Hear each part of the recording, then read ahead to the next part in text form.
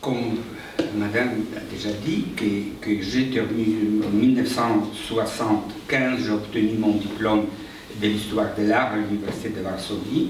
Pendant mes études, j'ai travaillé au Musée national de Varsovie. Énergique et prêt à agir comme je suis, bien que j'aimais beaucoup l'ambiance, l'atmosphère et le travail au Musée national et les collègues, j'ai décidé de changer fondamentalement ma vie. Après avoir surmonté des barrières administratives inimaginables, j'ai ouvert... Oui, c'est vrai, bon, ça ne suffit pas toute la journée pour raconter de l'histoire. Et j'ai ouvert à Varsovie en 1977, j'avais 26 ans. Une galerie qui s'est proposée d'exposer et de faire des commerces de l'art actuel. Ma galerie PN, a été la première galerie privée en Pologne. Ainsi,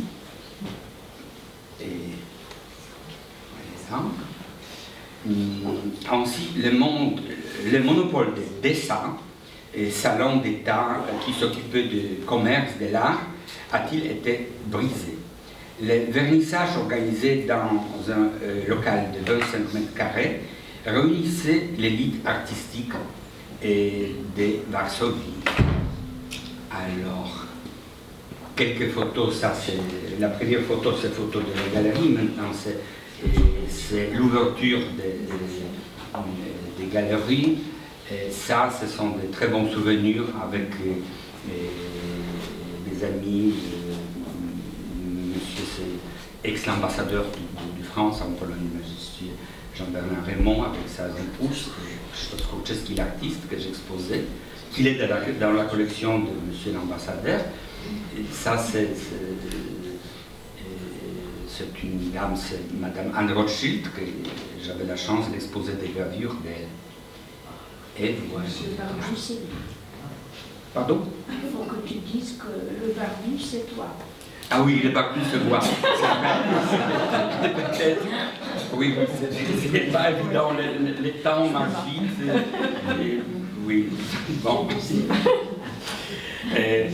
Mon intérêt pour l'art contemporain est né de l'amitié avec les artistes de l'Académie des Beaux-Arts de Varsovie.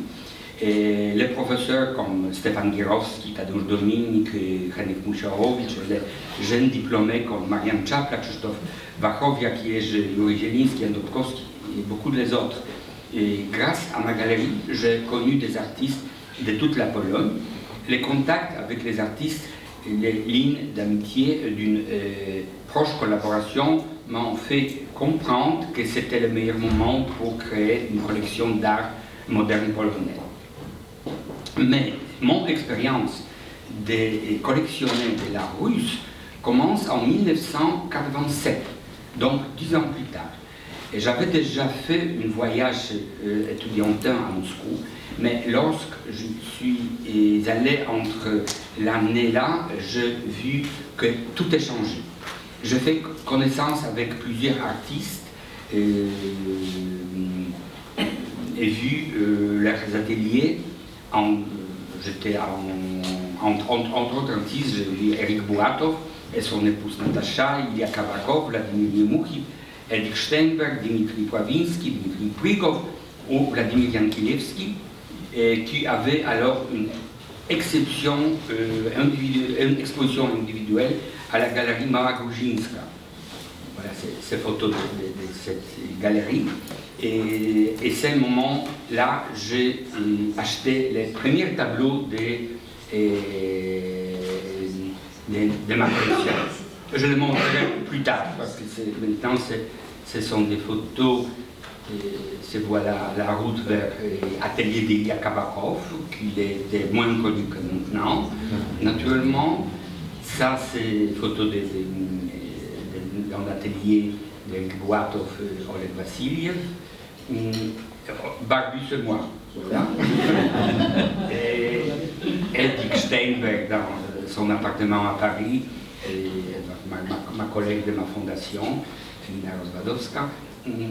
Et voilà, c'est les premiers tableaux de ma collection russe, ces tableaux de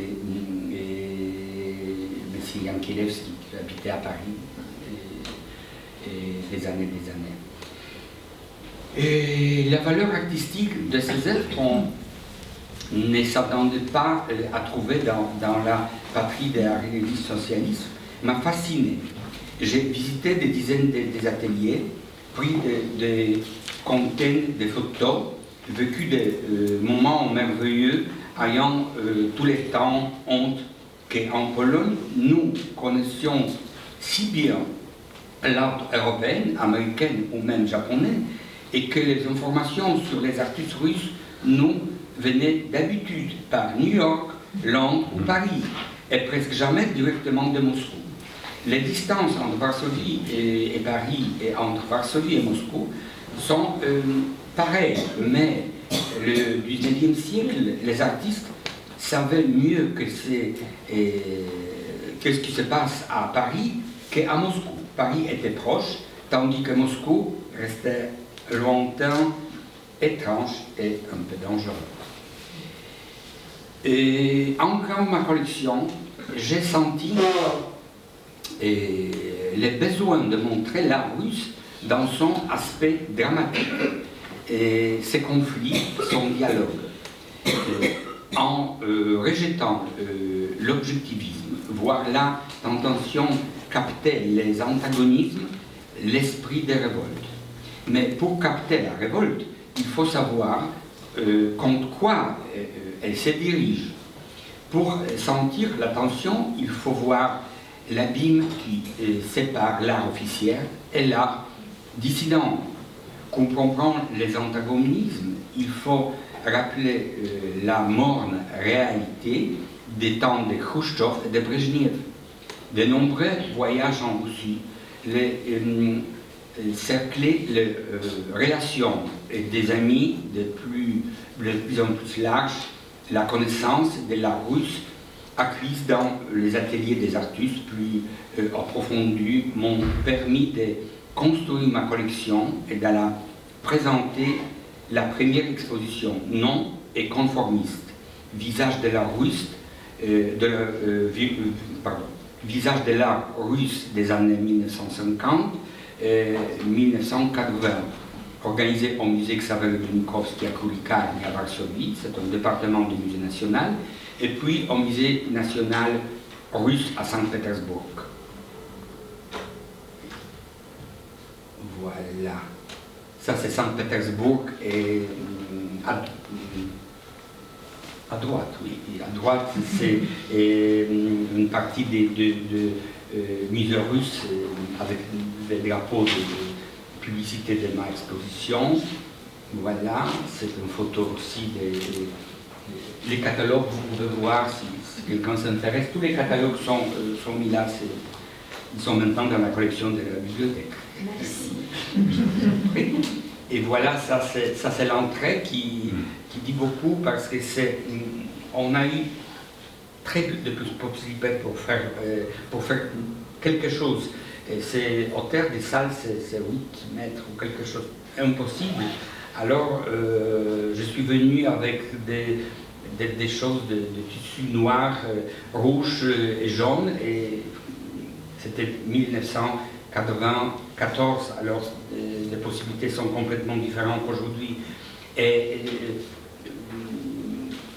comment tout ça passe dans l'exposition, ce sont des tableaux que vous voyez à droite, c'est Mastirkova qui habitait à Paris dans cette époque, et c'est le tableau de 1959, et les tableaux des socialistes, ce sont des genres de peintures face-to-face qui sont mis en France l'une et l'autre parce qu'ils sont des mêmes années, 1959, presque même taille et complètement l'autre façon de peinture. Voilà, comme ça vous voyez un peu des fragments d'exposition, des grands tableaux de l'art officiel mélangés avec l'art académique. Ça, c'est aussi un grand contraste entre les tableaux puisque vous voyez Staline, Lénine, ce formidable tableau que j'ai exposé plusieurs fois, et une cantatrice qu'elle est à gauche. Ce sont aussi des tableaux mélangés, c'est-à-dire surtout les artistes indépendants.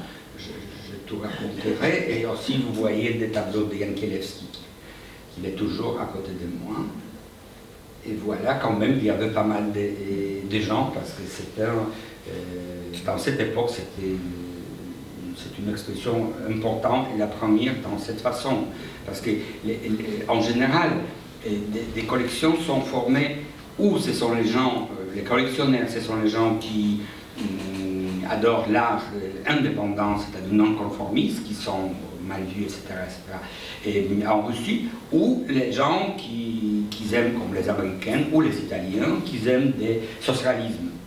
Et je ne vais pas rencontrer personne qui ramasse tous les deux. Et pour moi, c'est une nouveauté que vraiment une n'existe pas sans l'autre. Parce que pour comprendre ce qui se passe. Voilà. Alors, l'étape suivante, c'est les projets de l'engagement des 10 ans dans les préparations et la réalisation de l'exposition Varsovie-Moscou, Moscou-Varsovie, 1900-2000, réalisée à Zachenta, à Varsovie Galerie Nationale. 2004, c'est l'ouverture jusqu'au début de 2005. Et la galerie Tretiakowska, 2005, une quinzaine de pièces de ma collection, sont présentées. Nous n'avons pas le temps, mais c'est vraiment quelque chose que j'ai remarqué quand je visitais des ateliers des artistes et des musées, que c'était encore l'autre époque, qu'au milieu intellectuel, tout le monde aimait les Polonais, aimait l'art polonais, des journaux polonais, etc. etc. Et grâce à ça, j'ai constaté qu'il faut faire la continuation des fameuses expositions de 79 à Beaubourg, Paris-Moscou. Après, il y avait des expositions Berlin-Moscou, 1950 et 1950-2000. Alors pourquoi pas ne faire de l'exposition Varsovie-Moscou, qui est la plus proche de Moscou, et des problèmes sont très graves entre la Russie et la Pologne. Bon, mais ça c'est pour l'autre conférence. Mais je vous dis seulement que c'était très très important, avec 1000 difficultés, pas imaginables. Dans 10 ans, finalement, j'ai organisé l'exposition. Et je vais vous montrer quelques photos. Et c'est la première, c'est une salle néoplastique. C'est un geste vers Szczelinski, et avec le carré noir de Malevich qu'on voyait en haut. Et un peu en bas à gauche, ce petit tableau de Stagesky de l'année 30, qu'il est dans ma collection. Grâce à quelqu'un qui m'a beaucoup aidé, il est ici. Bon.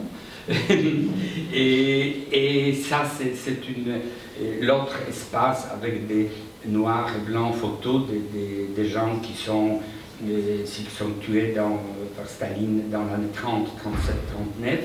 Et les portraits de Mayakovsky faits par un grand peintre polonais, Jerzy Nowosielski.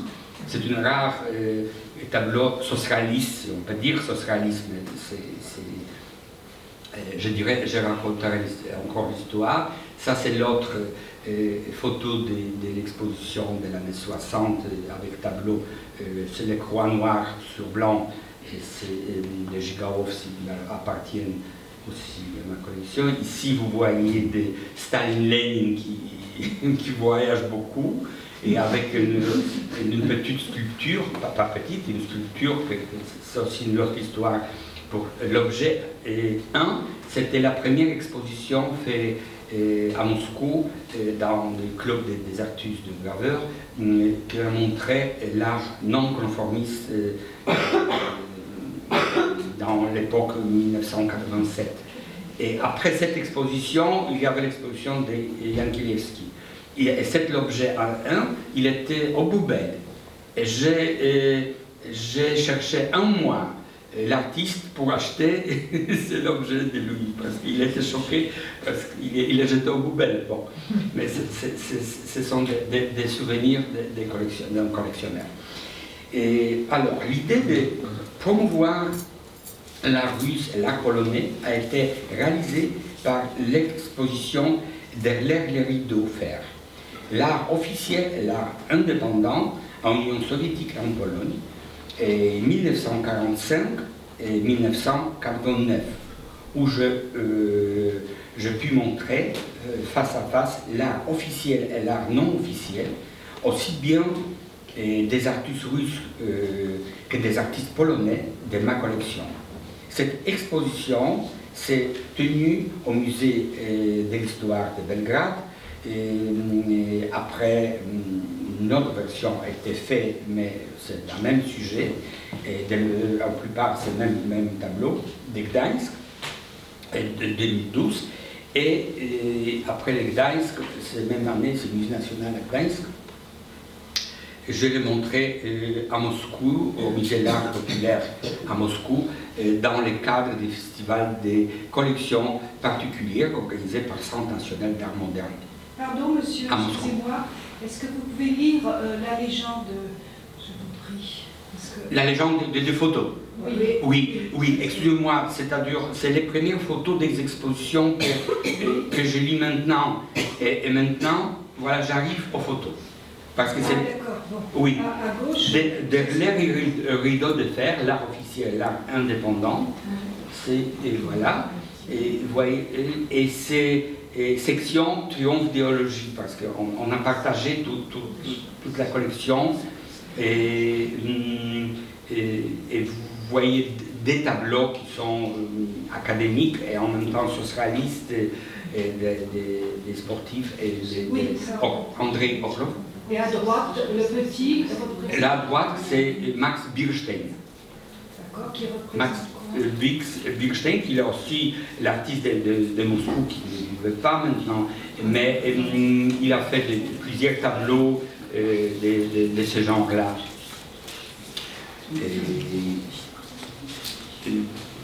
Pour l'art officiel, j'ai créé la section Triomphe d'idéologie, qui les œuvres représentant la réalité socialiste réunies sous les enseignées telles que la Révolution, Staline-Lénine, la grande guerre patriotique. Voilà, ce sont des exemplaires montrés de sujets comme l'intelligentsia, aussi l'homme heureux. Ici, c'est le portrait d'artistes, une artiste et un artiste que je ne connais pas les noms, fait par Marina Volkova, et les sculptures des grands sculpteurs très officiels, Anikushin, Reim Konstantinovich Anikushin. C'est à droite des petites études. Voilà. Et la suivante, c'est aussi la même partie d'exposition dans laquelle je montrais des socialismes propres comme portrait de Lénine, et en face des tableaux Lénine-Staline que vous avez vu déjà, et Edouard Gorkowski,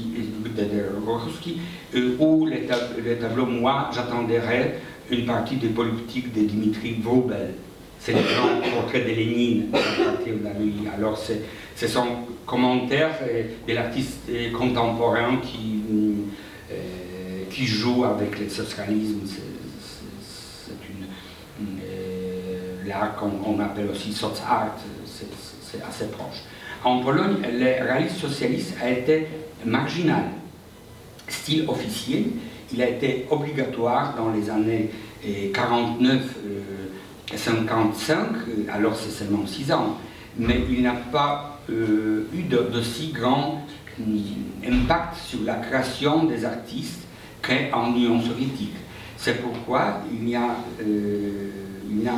été représenté que par quelques travaux d'artistes ça c'est fameux Staline-Lénine. Et voilà, ça c'est le mur avec l'art officiel de l'année 49-45, représenté par quelques travaux artistes engagés dans la construction de la nouvelle Pologne en raison de leur opinion d'avant-garde. Et Katarzyna Kobro et Władysław Strzemiński ont joué un rôle important, aussi bien comme artistes que comme organisateurs. Ils sont des agents de liaison entre l'avant-garde et l'avant-garde après la guerre, et les artistes indépendants qui essaient de se retrouver dans la nouvelle réalité du média après la guerre. Leurs œuvres se trouvent dans un signe précurseur. C'est-à-dire ça, ce sont les murs avec quelques gravures et tableaux. Voilà, ça c'est Mayakovsky, qu'il était déjà exposé, et ça c'est un coin avec des sculptures de Katarzyna Kobro, des dessins de Strzemiński, et aussi une affiche de Marian Bogusz. Voilà, c'est un travail de Strzemiński des années 50 qui touche un peu des sujets socialistes, mais qu'on voyait, c'est complètement l'autre façon de création que ce socialisme russe. Voilà, c'est aussi le gravure de lui. Et ça, ça peut être intéressant pour vous parce que c'est une affiche précurseur de l'abstrait en Pologne de 1957. Et c'est la madame Denise René, que j'avais la chance de connaître, mais pas dans cette époque, beaucoup plus tard. Et elle a montré précurseur de l'art abstrait, et avec les artistes, Starzewski, Strzemiński et les autres de la Pologne, mais aussi les premiers, c'est Kazimierz Malewicz, qui est d'origine polonaise. Et une partie, bon, ça c'est les dessins de Strzemiński qui est utilisé aussi dans cette affiche là. C'est original dessin. Et une partie de l'exposition a été consacrée à la seconde avant-garde polonaise. Depuis l'exposition à Arsenal à Varsovie en 1955, les artistes polonais pouvaient travailler sans grande contrainte idéologique. À Cracovie, Tadeusz Kantor, Renat Stern, Erna Rosenstein, tous ces artistes sont montrés dans l'exposition, et d'autres artistes ont réactivé la groupe Cracovie, constituée avant la guerre. Et à Varsovie, Marian Bogusz, auteur de des affiches, a créé la galerie Krzyżakowo où exposé Tadeusz Dominik, Stefan Gierowski, Alfred Lenica, Raymond Ziemski, ce sont les plus grands noms de l'artiste polonais des années 50 et 60. En 1960, les secrétaires du comité central du POPU, Parti ouvrier polonais unifié, a publié des règlements de la politique culturelle dans le domaine des beaux-arts. Ces documents définissaient les pourcentages de l'art abstrait dans les expositions. Un courrier-décret, vraiment un courrier-décret, appelé couramment 15% de liberté artistique, qui a posé les artistes à jouer avec les autres, donc les pratiquent une liberté plus grande que les 15%. Voilà, c'est le fragment d'exposition qu'elle a montré des artistes qui ont profité de ce courrier document. Et ce sont des tableaux de Dominique, de 58, d'Alfred Lenica, et Erna Rosenstein, Et ça, je n'ai que 4 tableaux de l'artiste avec des tableaux de l'année 50, début des 60, de Moscou. En l'année 60, voilà, ça c'est Mastirkova que vous avez vu dans l'autre exposition. Il habitait en cette époque à Paris. Et les années 60, c'est l'époque des changements dans l'Union soviétique qui ont commencé déjà en 1957. C'est alors que l'USSR organisait le 6e Festival mondial de la jeunesse. Et dans le cadre de celui-ci, des artistes internationaux et des arts plastiques. Parmi les participants, s'est trouvé Anatoly Zverev, qui a obtenu une médaille d'or Oscar Rabin, qui habitait à Paris, et Ernst Neizviestny Eric Buatov, qui habite à Paris jusqu'à aujourd'hui. Et en 1962, pour fêter son 30e anniversaire, la Société des artistes peintres de Moscou a préparé une exposition qui montrait les travaux des artistes soviétiques oubliés, comme Falk, Sternberg, Lentourf, dans les peintres, dans des petites pièces situées les entresols du grand manège, et c'est à peu près 3000 carrés. Il y a eu des tableaux de Ernst Neizviestny, le Onitra Bichev, que j'ai de plusieurs, c'est les tableaux à droite que vous voyez, et Bichev, Vladimir Yankelevski aussi, et Boris Joutovski. Ce sont des peintres du cercle d'Elia Bilutin. Le premier secrétaire du Parti communiste, Nikita Khrouchtchev, a été bouleversé par les tableaux. Voilà, ça c'est le genre de tableau qui l'est bouleversé. Et ça, c'est autoportrait de Boris Joutovski. Et voilà ces fameuses conversations. Joutovski, c'est le monsieur qui est au milieu. Khrouchtchev, il est peut-être connu, qui montre, et Joutovski, c'est le garçon noir. Après 3 mois après cette ouverture, il s'est marié avec petite fille de Khrouchtchev. Le scandale est très bien terminé. Là aussi, et voilà. Et qui transformait la forme humaine. À notre section, on pouvait le voir dans la section, c'est dans la section, dans l'exposition que j'ai dit, l'art abstrait et figuration.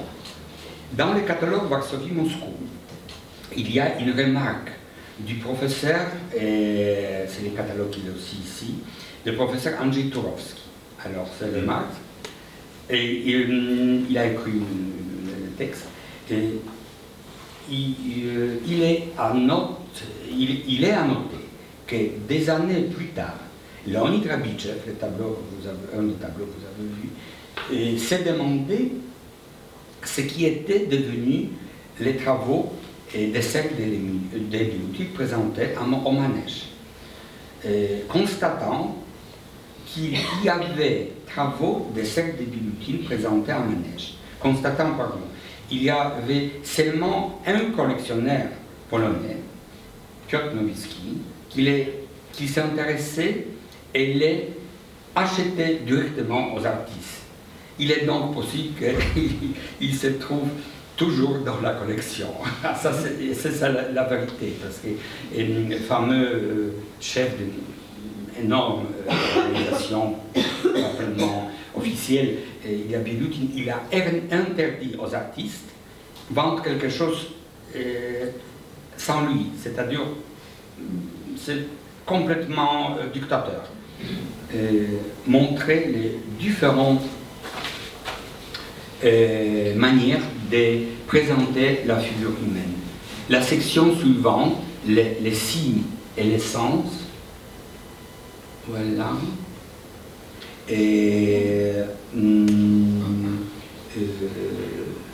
met en valeur les symboles et son rôle dans la peinture des années 60-80. La richesse des choix artistiques est frappante. c'est l'abstrait géométrique, et ça c'est le tableau du professeur Marian Chapla, qui est attaché plutôt avec figuration, mais il a commencé comme l'artiste abstrait. Ça, ce sont des tableaux des parapluies de Tadeusz Kantor, blanc et noir.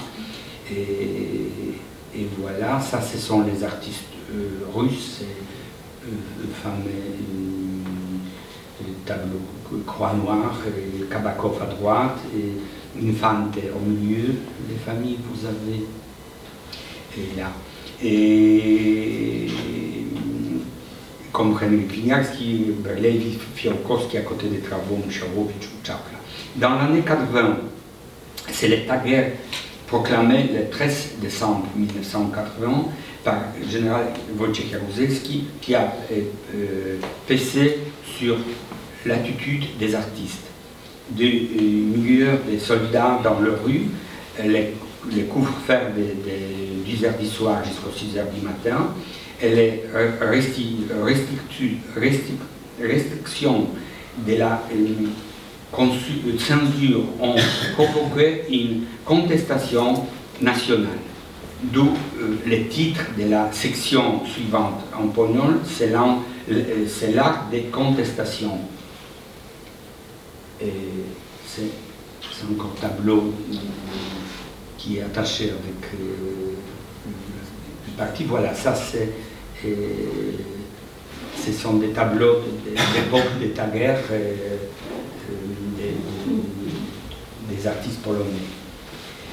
Et en Union soviétique, les années 1980, le gouvernement de Mikhail Gorbatchev, la perestroïka, commençait par ces éminents hommes politiques a conduit non seulement de la chute de l'URSS et sa décomposition, mais aussi à la destruction du bloc des pays socialistes de l'Europe centrale orientale. Et pour montrer ces changements des régimes, nous avons appelé la section consacrée à l'année de 1920 en Union soviétique, transformation. Une liberté, un entendu apparu, les artistes pouvaient prendre ce qu'ils voulaient et ils voulaient. Le mur de Berlin est tombé, le rideau de fer est cassé,